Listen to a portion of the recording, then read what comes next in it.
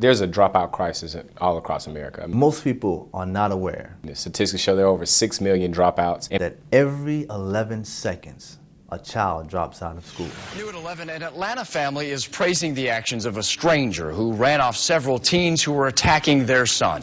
Tonight, one person faces charges, and family members are calling the man who stepped in a hero.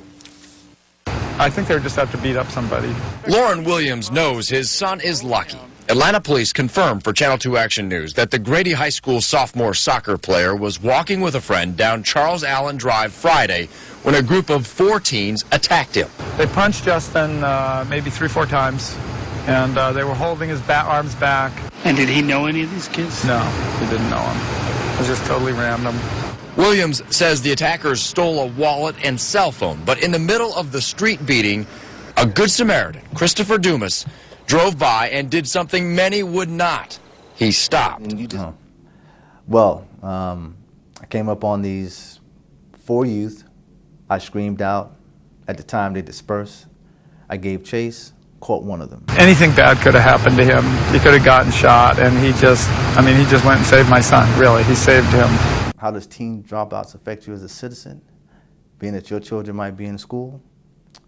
The interesting thing about this young person, that in that particular neighborhood, it's a fairly decent neighborhood. They have a lot of weekend family-oriented events in the park. However, here you have 4 youth. All they need to do is walk 5, 6, 7, 8, 9, 10 blocks over, a mile over, catch the bus, it doesn't matter. And it comes over to your neighborhoods. In their neighborhoods, who they're not going to rob or steal or hurt or do anything particularly in their neighborhood because they're known. They're known. So it spills over. And the challenge and the problem of having those scenarios of where people really believe that is someone else's problem. And so I think that's a moral issue for our country, something that we have to address, but it has very real economic implications. It costs in the state of Georgia anywhere from $28,000 to house a prisoner. It costs $9,000 to educate a child. So let's think about that for a second. So $9,000 to educate a child. If we know that this child's gonna, if this child doesn't make it, and 9 times out of 10, because they didn't make it, they're gonna end up in the prison system. Well, that's a $28,000 cost to our taxpayers. That's an economic burden. When we look at McKinsey and Company just did a study, and they said that that kind of inequity caused by the dropout crisis, caused by educational inequality across the country, cost the American taxpayers $500 billion a year. You put in $1 for a child to be educated. That takes a child way further, much further, than putting them in a prison system. That is just pretty much you're developing and creating, in most cases, and I'm not going to say all, but in most cases, you're creating a better criminal instead of creating a better educated or child.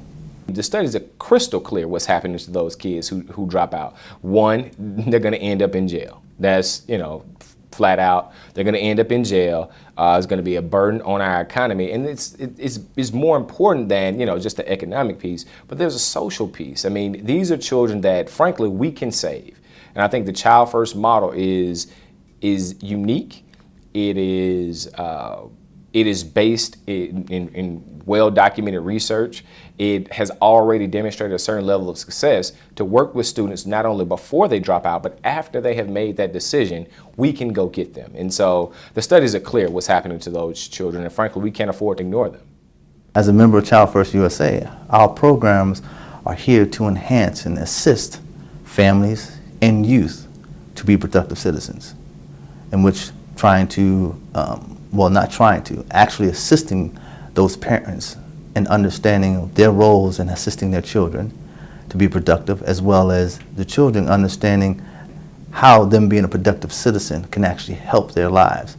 I think one of the most interesting things about the Child First mission and vision is the fact that Child First not only does dropout prevention, as I said, schools typically have those kind of services. But when you talk about the dropout reclamation piece, that is one of the most unique aspects of Child First USA, frankly, because nobody else is doing that work. Again, there's 6 million dropouts nationwide. If we look at the social, moral, and economic implications of what that will mean, not only for local communities, but for us nationally, that's something that we cannot afford to ignore. So what Child First does that is incredibly amazing, it says, hey, look, when a child drops out of high school, after they've made that dropout decision, we will go get them. We will go into the community, we will go into the home, we will work with parents, mama, grandma, granddad, or if that child doesn't have anybody in the home, we'll go find them and make sure that they have the resources necessary to succeed no matter what. And the thing about it, what has been proven in my 17, 18 years of working with youth, that we've had the opportunity to turn around many youth. And I can certainly say that more than less have turned themselves around with the assistance of people who care. They certainly turn themselves around. If you show them that they are cared for, they're going to be directed, they're going to be loved, that there's hope, that they have a brain, they can think, what they say matter. Those things create a level of confidence, education, take them where they are and lead them to a different place. Their own experiences by that person, that mentor that's there to do that person that's showing them the desire and letting them know that I'm not going to give up on you. I'm here to stay. I taught a 6th grade student once, and he was literally, this young man was 11 or 12 years old, and he had 3 younger siblings, and he had to find a way to make sure that they eat. And so when we think about that huge burden that places on our youth, I mean, again, those reasons and rationales span a broad spectrum. We have kids who are the sole breadwinners. We have children who have nobody at home. It's them. If they don't do it for their siblings or for themselves, it will not get done.